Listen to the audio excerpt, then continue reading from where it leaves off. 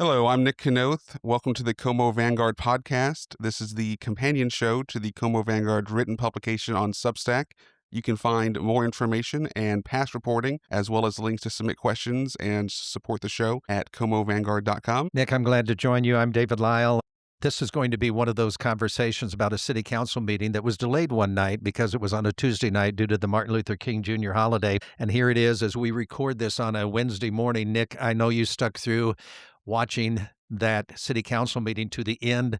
I bugged out after about 4 hours or so, but I kind of like the drama of city council meetings, and so it's a good opportunity to discuss it more in depth than perhaps what news does. And perhaps, as I think you and I have talked about before, there are not a lot of people that probably show up unless they have an issue that they want to talk about there that night.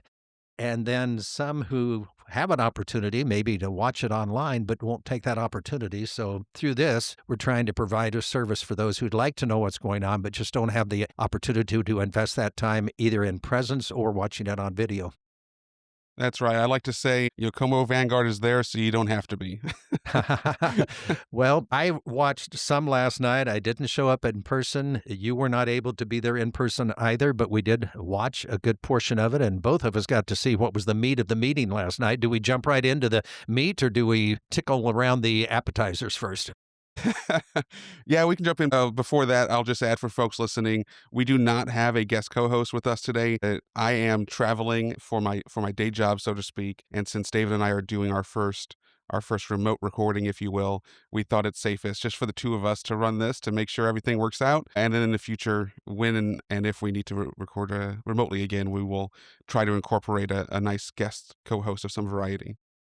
So what we'll hope to accomplish today is just to give people a good feel for what happened in the council meeting last night. That's right. So, looking at last night's report for our council meeting, as David was alluding to, we had certainly one subject that took up 2 hours of the 5 hour of the 5 hour council meeting. But there were also some smaller things that happened that I don't think necessarily people will come to appreciate until it's kind of already happened. And that is really, the city council adopted some policy resolutions around how they operate and how they plan to do business in terms of virtual participation for council members, the ability of public comment, both scheduled and unscheduled, and things like that. David, did you have thoughts on it? Well, I wanted to ask you this because when it got to the point where there was the public hearing on what we will spend some time talking about in just a few moments, there was the issue about if you're going to be speaking for a group, that you could ask for 5 minutes rather than 3 minutes, and you would be allowed that time as a speaker for a group. I don't know if those rules went into effect immediately for last night's meeting or not, but I was interested because when they got to the public hearing on Ashford Place, which again we'll talk about in more depth in a little while, there was obviously some who had established a group that they were going to speak for, either against or for the developer. So I was interested in how the new rules would affect what happened last night.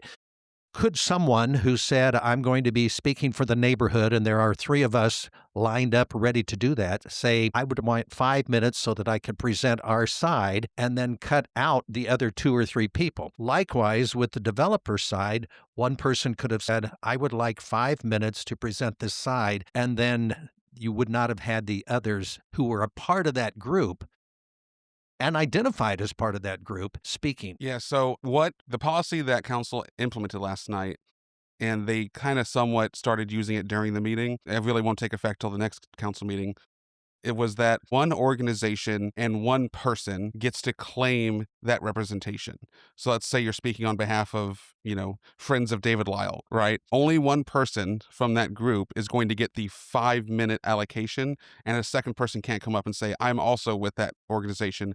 I also want 5 minutes, right? Now, at the same time, while that was implemented, and they did try to practice it last night, what that doesn't stop is what we experienced last night and what you're talking about, which is it doesn't stop multiple people from speaking from the same group or organization. You theoretically could try to do that. Council certainly encourages people not to get up and say the same thing that the person in front of them just said, and especially in a long line of people. But frankly, that's going to happen regardless. And we saw that last night, right? There was a group of 5 individuals from the local neighborhood near this development proposal, and one person got up, and the next person got up, and the next person got up, and they each touched on like a different aspect of the same subject. but they all did it with their own 3-minute allocation, which is the standard time. And I thought that was okay because they were organized and they definitely had put Mhm. some thought into it and they had met ahead of time. Peggy Kirkpatrick introduced and said, I'm going to have 3 people follow me from the neighborhood. Each one is going to concentrate on something different. And I thought they followed through with that. So that was okay. And I understand that there are going to be others who identified themselves during that public hearing as saying, I had no intention of talking tonight, but I just feel led to come up here and talk. I've watched city council meetings before. That happens all the time. There's always going to be some people who come with an idea that maybe they'll speak, maybe they won't, and then just get the urge and do it at the last minute.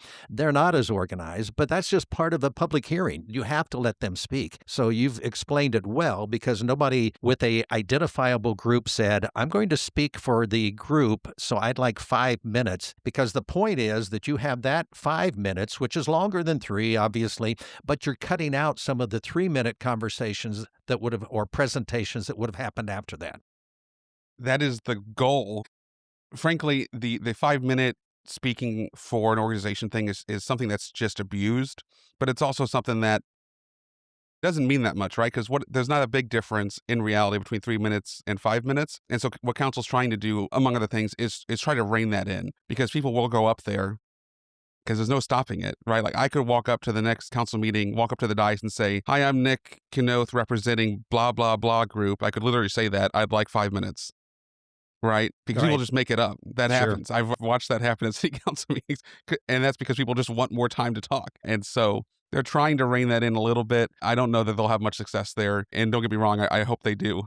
I don't want this to sound like a city council meeting where we spend a lot of time on stuff that should not have a lot of time spent on it, which is we're in danger of doing. But the other 2 parts that they did, one had to do, if I want to make a comment as a public citizen early in the meeting, they changed when I would be able to request that time. And I think that makes sense. I don't think that's a big deal. And few people take advantage of that, but those who do, they pretty much understand what the rules are. And then the other one was, this was an interesting conversation because the other one had to do with participating as a council person remotely. Like we're doing here or you're doing in this particular podcast. That was an interesting conversation because I think that the point that was brought up was if I request that, who's going to allow it or disallow it? And so instead of a request, it became just a notice. I am letting the council know that I won't be there tonight and you can expect me to zoom in or do whatever technology they're going to use. And that I think boiled down to the fact that if you have to make a request, it is reasonable for the person you are making that request to say why. And they were concerned, I think, about privacy issues involving a city council member, which made sense to me also. And who's going to turn down somebody who says, I need to be gone, but I want to participate? Yeah, absolutely. I think this is something that's long overdue for the city council, right? I mean, we are as the mayor, I think, noted herself last night, we're 5 years removed from, the pandemic that happened and began in 2020 or is that right? 2020? Yeah, 2019, 2020, it was kind of an Yeah, overlap. yeah. Yeah. I guess it's even longer ago than I thought. Anyways, where virtual participation was a must for a little bit, and they never really established a formal policy. So this is what that does. And I think a very important key point of this policy is that the council has to have an in-person quorum. So council members can participate virtually if they're traveling for work, if they're sick, whatever it might be, whatever their personal reason is, but they do not count towards the quorum for the operation of actual business. And they also cannot participate virtually in closed sessions since closed sessions require sensitive information. I understand the closed session point that you just made, but what do you think as far as being able to take a vote remotely? Why not? I think it is a matter of probably opinion in terms of, what is the quality of virtual participation. The city certainly is not in a position technologically to have a seamless meeting in terms of a hybrid. They're just not. I mean, they're operating off 20-year-old stuff currently in the city council chambers. And so to have somebody engage remotely frequently and fully is going to be challenging. And so as it was stated last night, right, the virtual participation is supposed to be the exception rather than the rule and not something that they want council members doing routinely. Ultimately, council members will be responsible for policing both themselves and each other in terms of if they feel like somebody is abusing that or not necessarily fulfilling, their sworn duties as a council member, and maybe somebody stops showing up and they go 6 months or 2 months or whatever, only doing virtual participation without, perhaps what they might consider or not consider justifiable reason. I have nothing else to say on this other than I think that people who are elected to the city council, if they are not engaged in the job, if they are not committed to representing the ward, I think that'll show. And I hope that nobody would come up with regular notices saying, I'm not going to be able to be there in person because they, as you pointed out, they won't be able to vote. So maybe that's a little bit of an incentive to continue to try your best in most cases to be there present in the chair. Hmm. Next would be an interesting one that was the first of, I think, two. How do you use your land? How do you Hmm. do development? And this one caught my attention because it's on Glenwood Avenue, which isn't very far from where I'm sitting right now. It's my neighborhood, and it's an accessory dwelling unit, which I think has gotten some attention within the last several months because it is a way for people to, I hesitate to call it infill, but it is infill. If you've got a large enough yard, you can build a small, I don't want to call it a house because 800 square feet is not really a house, but it would be a dwelling place for somebody. I think sometimes it's called a mother-in-law apartment or something like that. And that was a good discussion that didn't take near as long as the Ashford place, but it did take some time. Yeah, ADUs or accessory dwelling units are something that are really a recent phenomenon policy-wise for the city of Columbia, right? It's only, I think, 2016, maybe 2018, they established a permitting process for people who want to build an accessory dwelling unit, like you said, kind of a tiny house or small house or mother-in-law suite in their backyard or something like that. And there's only, I think they're in the 20s in terms of how many permits they have issued for ADUs to be built. So every single time you see one of these, it's notable because there's not a lot of them going through the process. Part of that is because it's rather restrictive. There's not a lot of people who understand it. It's a pain to go through the process. You have to really want to do this. But last night was a good example of one where the central city, whether that's the first ward or fourth ward, there are certainly a lot of homes and properties who have, you know, deep lots, right? And this was one of those where they have a traditional house near the frontage, and then they have just a really deep lot, a lot of yard, and they want to build a combination of a garage and ADU. And in this case, specifically for that, their mother can move into and live there. But as we saw, and this speaks to the complexity of having an ADU built in your property, they had to also do improvements and expand their actual house in order to meet the requirements to then build the ADU behind their house, which I'm sure that was not desirable, but they're going through with it. And I think the point of that, and I didn't know that until that discussion last night, because there are square foot requirements on the size of a house that is the existing structure in order to build one that is 800 square feet or less. And as you said, it's going to be attached to a garage in the backyard, but the main house does not have enough square foot. And I guess that's there because that would prevent someone who owned a lot from putting several small buildings on that lot and taking down the main house and putting 4 or 5 800 square foot dwelling places there. It would change drastically that lot in the middle of a historic part of old Southwest Columbia. Yeah, well, and it's also because people, when the Planning and Zoning Commission and the City Council was working on this about 10 years ago now, it was very much the thought that they don't want the ADU to become the actual house in terms of overshadowing it. If we're talking about the old Southwest, like you say, where it's a lot of, bungalows, maybe shotgun style houses, small 2-story houses even, they don't want it to be literally and physically overshadowed by somebody building a modern day 3,000 square foot house behind it and say that is an ADU, right? That is not what they want. And so that is why there is this condition and this ratio between the ADU can only be so big compared to the main dwelling. That passed unanimously, so they do have permission to go ahead with the additions onto the main house and then also the smaller house for the mother in the back. I think this is a challenge. I would have no problem with that. But then the problem or the question becomes, all right, a generation from now or 2 generations from now, who gets that back house? It's probably not always going to be a family member. It may change, situations may change.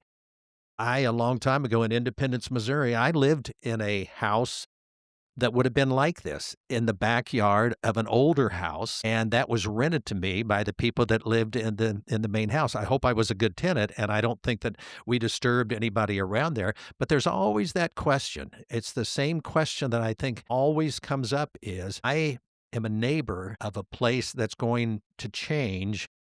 How's it going to change? And is it going to disrupt my life? That's always the challenge with development planning, right? Is they're trying to plan for what the future looks like, but at the same time, especially in these historic areas, they're tr- they're trying to do the opposite in terms of keep it the same. And it's a catch-22 that I don't think anyone's figured out the answer to that. Certainly not in terms of the impact, long-term impact of ADU policy. The thing to do, and this is not an ADU issue, accessory dwelling unit issue, but this is just in the older part of town. Take walks up and down those streets, even on Glenwood, and look at the houses that have been added on to because the houses that people used to live in aren't big enough for those of us who want, or for people who want a whole lot of room now. And so they've been added on to. And to look at how houses have had additions put on, I would say that some additions to the existing houses are more disruptive or more aesthetically displeasing than a 800-foot building in the backyard's going to be. That's just my personal opinion, though. That and, certainly a big concern amongst those who did speak in opposition to this last night was those worried about historic preservation. And I would imagine as well, at least again, I guess it's personal opinion, that actually impacting the original house itself in terms of expansion or changes would be more of a detriment to historic preservation than building something new behind it. Exactly my Um, point. I thought at yeah. the end of that conversation, and we'll move on to Ashford Place, but right at the end of that conversation, when the mayor said something to Clint Smith about the central overlay review, I like that because I know that there was a discussion, wasn't there, several years ago about, I think, the Benton Stevens neighborhood, an overlay, or some other place where there was going to be an overlay that would preserve certain historical aspects of that area. And I'm very interested in seeing what will come of that in the future, but it's not right now happening. Yes, that is in process. And, for folks who may not know about it, what it's looking at is housing north of Broadway, east of Stadium, and it also includes like East Campus. So it's if you're looking at a map, it's really like the first ward and then East Campus. But it sounded to me like there's something on the fourth ward also in that area that could be coming for where this Glenwood ADU was being discussed. It almost made it sound like they might look at other places in town under those same types of way to say, is there some way that we can continue to make this the historic part of Columbia while at the same time addressing real issues of a century or two after these places were developed or were first built? Yeah, there's definitely desire among some people to have that central overlay examination expanded to include places like South Glenwood, for example, where this ADU is taking place. Ultimately, the way I describe it for folks in terms of like everyday understanding, what some folks want as a result of the central overlay or in Old Southwest or in the East Campus is for the city, in a sense, to act as the HOA and restrict what can be built or done to homes in that area because these old neighborhoods do not have HOAs. You have to voluntarily create that. Good luck doing that in an area nobody ever wants to volunteer into one. And so that is in effect, in a simple sense, what that path is that they're on is what would those regulations look like in order to protect, quote unquote neighborhood character. I don't want to belabor this point any more than we already have, but I ask you a question. Aren't there rules already what you can do to your house that is in an older place? It still has to go through approval in order to get certain changes to a house. But I don't know if when you make that application, let's say to add on to a house in the older part of town, that they take into account whether it's going to preserve the historic nature of that neighborhood or not. I think they're looking at other things. Correct. So unless a house is on the historic preservation registry with the city, is a historic property, they have that plaque, then that is not taken into account. There's no restriction. So that means that a house on South Glenwood is going to be treated the same as a house in Old Hawthorne or Thornbrook in terms of if they want to expand the house, if they want to do whatever, then they're just talking about regular city code and meeting city code, making sure that safety and things like that are met. period, that there is no historic inclusion or safeguards in place, which is part of what was the complaint last night, right? Indeed. Let's move on to Ashford Place because I looked at my watch or clock and I think it was around 8:20 when the presentation began about what the background was. And it took a little over 30 minutes, I think, to make the presentation by the city staff, Clint Smith. And he's the, I have to get the exact title, but neighbor or community development director, is he not? Yes. So I understand the presentation is important, but most of what he said had already been provided in council material, had it not? Yes, it did. But staff always, especially on things that are going to be contentious, wants to walk council and the public that's present, frankly, through the project that is proposed, because there's always going to be misunderstandings, misconceptions, rumors about what is actually happening. And so just to level set everything, staff is going to walk through their staff report on the situation. And that is what Clint did. And like you said, it took 30 minutes. And that makes sense to me. What is kind of frustrating as an observer is because towards the end of his presentation, he says, here are the discussion points. In other words, here's what's going to be the points that are going to cause most of the controversy or most of the anti-development feeling that is going to be expressed. So, I mean, he summarizes that, and then what happens in the next hour and a half is basically the same thing that everybody knows. So that is just the reality of allowing people to have their voice, though. So as trying or tedious as it may be, that's still a necessary part of the situation, even though he summarized it well. And even before it happened, you know what the arguments are going to be.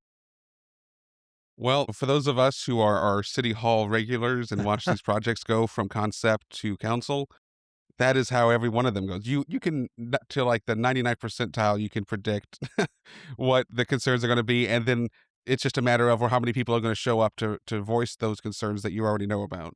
Having said that, though, it was interesting in the discussion last night because one of the persons who spoke towards the end of that public comment made the point about when planning and zoning looked at the same issue and voted 7-1 to approve the Ashford Place plan. The person who was speaking last night complimented the one who voted no, saying that others had come into the meeting with their minds already made up. Skip ahead then to the comments from city council persons when they were getting ready to vote. And Nick Foster said, I just want to let people know that we do our homework. We do take due diligence to make sure that we understand what the issues are. But then also, when you get right to that moment where you have to say yes or no, that is when the decision is made. Oftentimes not a week before or hours before. And if you watched last night's part of the city council meeting, when Sheila Amin called the roll and asked how they were voting on that issue, I thought particularly Second Ward Council person Vera Elwood took a long time before she said no. I was just the nuts and bolts of that and the way that they struggled, I think up to the last minute to decide how they were going to vote on this, either for or against. Yeah, absolutely. And I apologize for our listeners. We should level set for you all. What we're talking about is a development proposal out on the east side of Columbia. It was going to do 77 single family attached dwelling units out off of Grace Lane and Rolling Hills Road. So that is what came up for a vote last night. It needed a preliminary plat. It needed a statement of intent approved, all these things. It failed in a 3-4 vote with council members Valerie Carroll, Don Waterman, and Nick Foster being the only ones voting in support. The thing about this development also is that it's kind of tucked in. And my wife and I had this conversation also, as I was saying. She said, well, isn't it on the edge of something?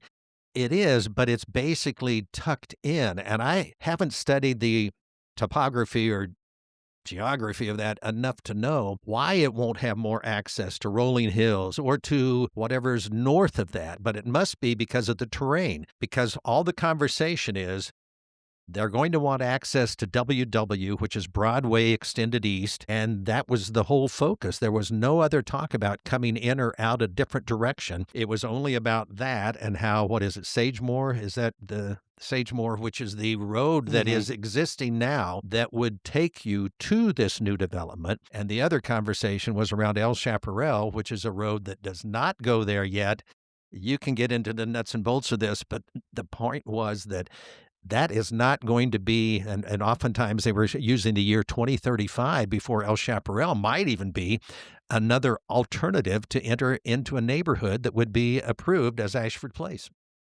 Yeah, so fundamentally, what was one of the concerns and the main concern was that this subdivision, for all intents and purposes, was being proposed to be built behind another subdivision, which is common. The issue in this case was that because on the north side of it, where El Chaparral exists, it doesn't extend all the way to where this new proposed subdivision would need it to in order for it to be like an ingress and egress point for those living in it, which means that this new subdivision would have to use the pathways of the subdivision it is being built behind to get in and out, right?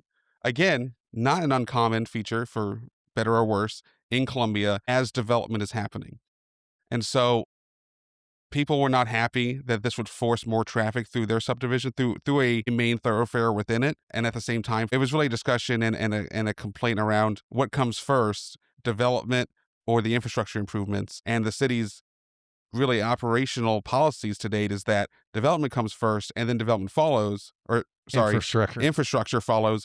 And the reasoning for that, for folks who might be frustrated by this, very reasonably so, is that the development pays for the infrastructure, right? The city, that's just how their financing works. They're not going to extend a road out to where there's nothing, generally speaking, without first having something out there to connect it to. Let me ask you to give an example. On Sinclair Road, I don't know if you've been out there recently, but Sinclair Road, there's developments, and I don't know what it's called, the developments that are on the opposite side of the street as to where Warner Middle School is and where the new elementary school is being built.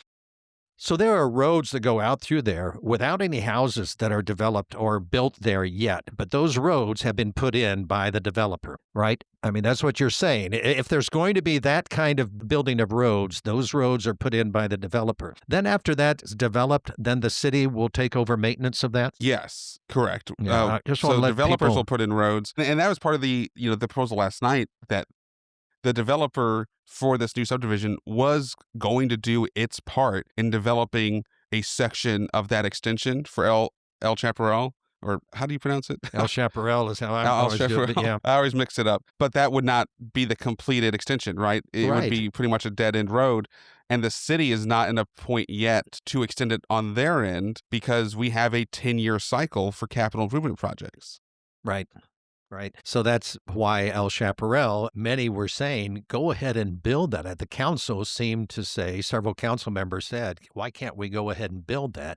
Well, the other thing also is they expect more development around that, probably in other parcels of land around that. And so they need to know what that's going to be and try to satisfy it. A side note here, for a future one of these podcasts, I would love to have somebody come in and explain the differences between roads, artery road or a neighborhood road, because streets, because that was part of the conversation also last night. I kind of grasped that. I've kind of seen that in the past, but I think that would be a good conversation just to be able to take roads and to throw them out there and to say, all right, what is this? And what does that mean? Yeah, absolutely. Well, the good news for us is, Shane Creech, the public works director, who would be able to answer those questions, is more than happy to come on, and and I've already spoken with him about it. But it is something, to your point, that's an example of how your average citizen, you and I included, would look at a street and not understand or appreciate how it is coded, for example, in terms of the city's arterial process for roadways. Right? Exactly. And that is a Because good point because they also cited last night that such and such street or road was estimated to carry between 1,000 and 3,500 vehicles a day or whatever that was. I think there was a number sort of like that. So they do that study, and I trust those studies, and I think that they probably are proven pretty accurate. But a different part of that same conversation last night was citing study that was done in 2017 about WW and other places. And I thought the point was made repeatedly by several different people that a study that old isn't realistic about what has happened along WW in the last decade. Yes, so there was definitely contention around that, right? There's always citizens, anytime a development's happening near them, citizens want neighbors to the project, they want a traffic impact study, which is like an official thing. And the most recent traffic impact study in this area, as you noted, was done in 2017. And staff argued, and the developers argued, that that study was sufficient because it included, at the time, a forecast of what they considered maximum possible density for the area. And so on one hand, they say that is sufficient because that forecast from 2017 of maximum density was higher than the density that this project would bring. At the same time, there are folks who are saying a lot of other stuff has also happened, and they felt that they've seen, regardless of the study, negative impacts to existing traffic issues. And so, while on one hand you have staff and the Planning and Zoning Commission both recommend approval, Planning and Zoning Commission approved it, staff recommends approval based off city ordinances, city codes, etc. You still had citizens and ultimately, in this case, right, city council with final authority to say, no, we're not doing this because of the impact to traffic and the lack of improved infrastructure. I like how you put this, and I think that it needs to be repeated. And I think that it is a point that is made by those on the city staff who do those traffic studies, but it needs to be made that even though it was a study made in 2017, they were using predicted development along the way there. And they do have a pretty good idea. And that's another program for a future podcast, how predictions are made, how you look at land and say, I can see that the Brooks is going to exist there within the next 10 years, or I can see maybe an Ashford Place there, because they do take that into consideration. And I would like to know how that is done, because they're not looking at 2017 traffic patterns and saying we anticipate it's going to be the same in 2026. They're saying here's what our predictions are, and I think that they do that pretty well. Professionals and good engineers can do that, and planners. You know, this might be the only podcast on the planet where we can bring in the city's traffic engineer and people actually enjoy it. Well, we'll see. I hope so. But anyway, I mean, the conversation last night, what else struck you? Because I think we've hit a lot of that. I thought that the points, the wear on the current streets of construction vehicles, I think that's also frustrating. And then parking was another issue. The on-street parking always worries me when somebody says, well, we're giving you two parking spaces, but we probably can anticipate that some of you will have three or more vehicles, and there's parking on the street. At one point late in the conversation last night, there was a slide that showed where the on-street parking was, and some of that on-street parking is not close to where those dwelling places are going to be. So I think that that's an issue also. The developer did say, and they showed on a map, we have other areas that are not going to be suitable for a dwelling place, but we could make those into off-street parking areas if needed. Again, I think that's a good thing, but I don't think that it's realistic to what people want. People like to park right by their place. Well, absolutely. I mean, that's certainly kind of the American way. But at the same time, I mean, what they're proposing, right, because we're talking about 3 single family homes attached per lot, right? So that is not traditional American pie in terms of a housing unit. And so with that comes things like on-street parking, right? Because, and as the developers themselves noted, and I think everyone did, council members, staff as well, what was proposed last night in terms of the type of housing fits into what we call middle housing. And it is something that, per the city and county's own housing study, is severely lacking in Columbia and Boone County. And so you have trade-offs, right? To your point of, you're not getting the standalone single-family home, 2-3 car garage, and plenty of space. You're getting 3 single-family homes attached with less off-street parking, more on-street parking. Now, with streets that can fit it, right? Because they're not old central city streets. They are, however wide in a new subdivision. But that's a trade-off in terms of affordability. I think the council persons, when they got to the point where it was time to make a decision, most, if not all of them, said, this is a development that we like. This is a development that makes sense for the city. And because of what you just said, as far as the need for that kind of housing. But they had real problems with what you've also said already and what was said in this discussion and last night's discussion, which was infrastructure has not provided or prepared well for this kind of a development in that location. So it came down to You like something a lot, but don't like something on the other hand. So how is that going to weigh on your decisions? And I think this was they said it. I'm not saying anything that the council persons didn't say. It was a struggle. Said this was a hard decision. Yeah, absolutely. I think this could have gone either way. I think it could have easily have passed 4-3 instead of failing 3-4. I feel for them. One thing I'll point out, kind of, let's say devil's advocate here, is that the complaint is we do not have infrastructure improvements in place, specifically roadways, to handle the potential of the traffic impact once that subdivision is fully built out. Said infrastructure improvements currently forecasted to not occur anytime sooner than 2035, short of different actions by council or staff. And so in effect, council denied a housing project now for improvements that are, as of right now, not currently slated to occur for a decade. Yeah, hoping that those improvements would come so that it could come back to them and they have a clear conscience saying, yes, I approve this development now. But again, the developers are not going, they say, we don't have to wait. We should be able to go ahead and develop right now.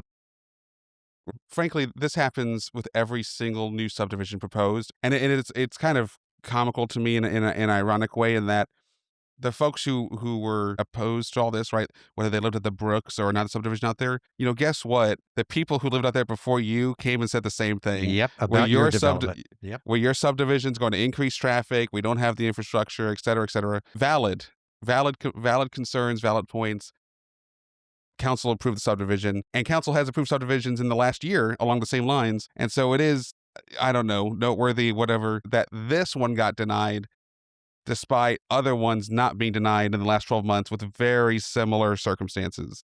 Somebody asked, and I guess it was, I'm trying to remember, somebody towards the end said, so I think it was the mayor. She said, if we don't approve this, what happens? And basically, the answer was the developers can come back with the same plan if they want to risk the same plan, or they could change it a little bit and maybe come back with a different plan.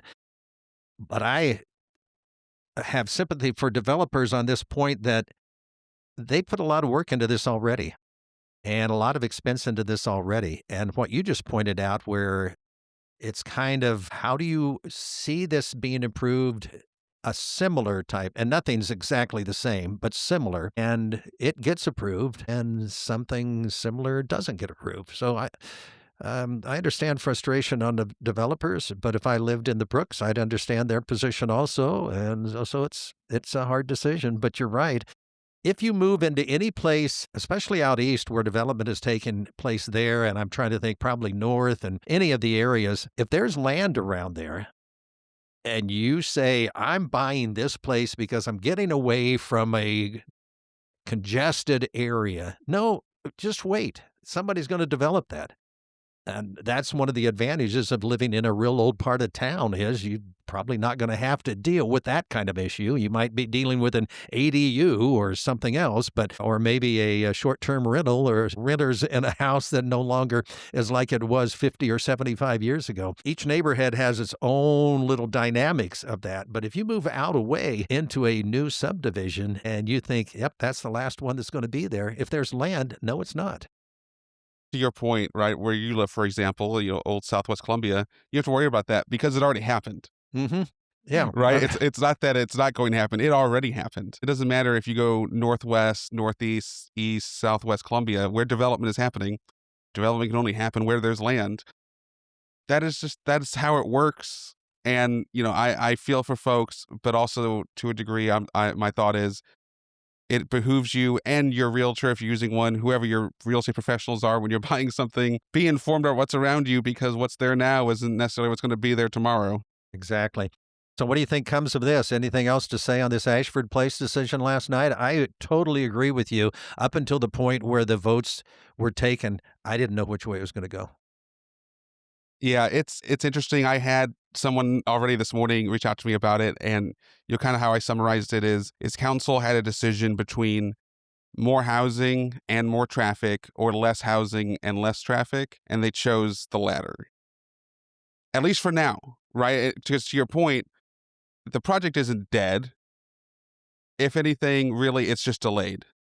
And what one would hope happens due to the conversation that happened last night is that council and staff will put their heads together and say, how do we make this specific infrastructure improvement happen for the roadway so that this development, which we all agree we want, can happen, right? And so in an ideal world, let's say hopefully this project is delayed 6 months or 12 months, the city figures out how to make this project happen and they can both get greenlit simultaneously so that by, it's 2026 now, so that by 2030, instead of 2035, there's 77 more housing units and a new roadway north of it on El Chaparral so that it can handle the traffic impact, right? That is the hope. We'll see if it happens. You've summarized it well. So that was Ashford Place, and that was the longest discussion. I don't want this podcast to last as long as the city council meeting did, but I'm curious as to what you wanted to. I've shared with you off recording my thought about a couple of things that came up shortly after the Ashford Place, things that I thought should have been on a consent agenda, but were not. But I don't know whether those are important enough. What do you think the people who are listening who didn't watch or follow the city council meeting in depth, what would catch their attention? Those were definitely the big points of the night. There were a couple other ones, like they had, some contracting and management of Juneteenth events and grant programming that were discussed briefly.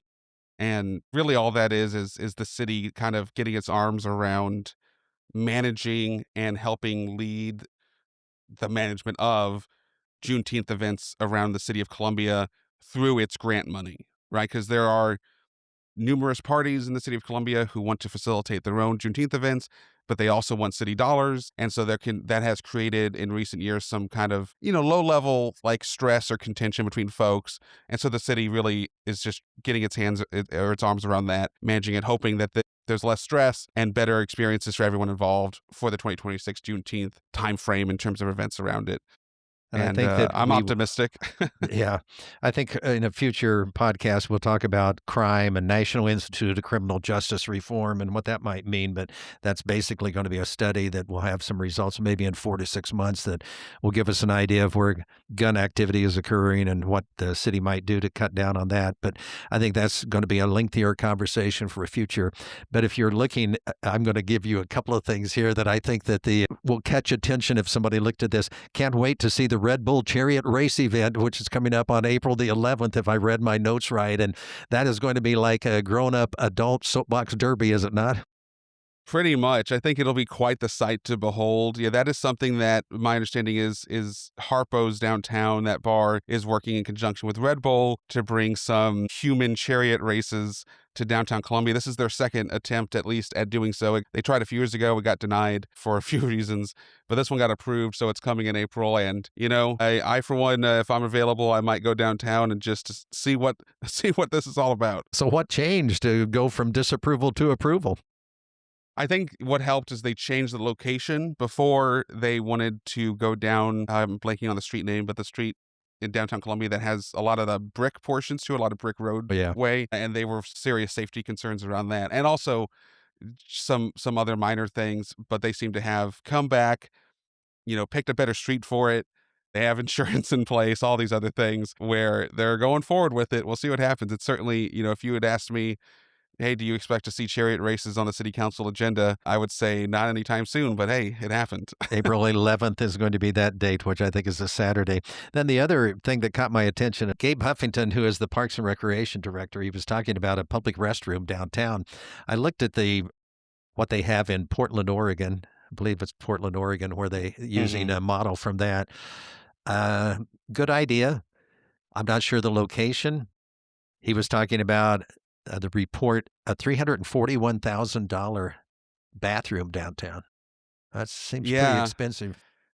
So this is one of those things that came about as a result of a council request. So specifically, Councilman Nick Foster requested staff explore what would it take, in terms of feasibility to put a public restroom downtown so that folks don't have to rely on businesses and businesses don't have to deal with it themselves either for folks who need to use the restroom. This is certainly related to the homeless and folks like that downtown. And so staff explored it. They found this seemingly successful restroom configuration that's popular out in Portland and across the country elsewhere. I think the general concept of it requires purchasing a parking spot for it and putting it in it. That I guess it would be in a parking spot somewhere downtown and be built. The total cost, like you said, was $341,000 250, a nice home, and it would get it would be a one person, I don't know what you call it, stall stall restroom, and that price included the purchase of the restroom itself. I think they had to purchase the parking spot from the parking utility, like plumbing and everything for it, and they would plan, at least in theory, to have it operational April through October due to obviously weather in winter. So that was it. The staff brought it back, and it was pretty much saying, "This is what we found," and council's response, especially because it was late at night, was just pretty much, "Well, let us think about that, and They we'll move on." I think it's a good idea for reasons that you've outlined, and also just general citizens who sometimes, I mean, there are other towns and cities who have things like this. They are different configurations and different ways of doing this, but I think that it is helpful for just general citizens also. But yeah, that'll be something in the future. There were several other things towards the end of the meeting that were on the agenda that looked to me like they were tabled until mid-February. Yeah, there's an update on the mayor's task force on community violence, 2014 recommendation in particular from that task force that got tabled until February 16th. And then also a summary of communication strategies used by public works, development, and city utilities that also was tabled. So I'm sure we'll hear more about that in a month. Yeah, it was a good meeting. I think there are several things that from each of these meetings, that'll be things that we'll say, oh, okay, let's talk about these in the future on a future podcast. And one of those would be something that media has picked up on, and I think the city council did in their pre-council meeting, and that had to do with the survey that was sent out. 800 and some, just over 800 people responded to. I've looked at that, and I've copied, of course, I've copied off some of those things. And it's an interesting survey, and especially when you compare certain things with what were answered in 2024. But also, some of that survey shows comparisons between 2019 and 2025. It's always interesting, right? I mean, the pendulum hasn't swung too crazy far, but it has, reordered events a little bit, it seems to me. What was your takeaway? Well, again, I think some of the concerns are always the concerns. What caught my attention, and I don't have the specific ones right now, but there were some ratings of certain services by the city in 2019 that were a lot higher than they are now. And Mhm. that caught my attention. I also haven't read through all of the open-ended comments that people have made. There are many, there are 400 or so of those, and some of those are interesting to read. They're not going to be totally surprising, but entertaining. I mean, if you'd like to know what people are thinking and complaining about or complimenting the city on, that would be good. I think there's some concern as far as also some of the charts would show comparisons with what is called the Plains region, which I would call probably the Midwest and be states just around us and to our west maybe, and then the U.S. We compare favorably in many of those numbers there, and some we are low on, and that would happen to be like visibility of the police in your neighborhood and how quickly police respond to emergencies, things of that nature. There's a lot to look at there, but again, I believe what you said is accurate, and that is not a whole lot of surprises when you come and look at that. Yeah, I will say, just on the high level end, to your point of how some of the ratings per services have lowered in terms of favorability or approval since the last time.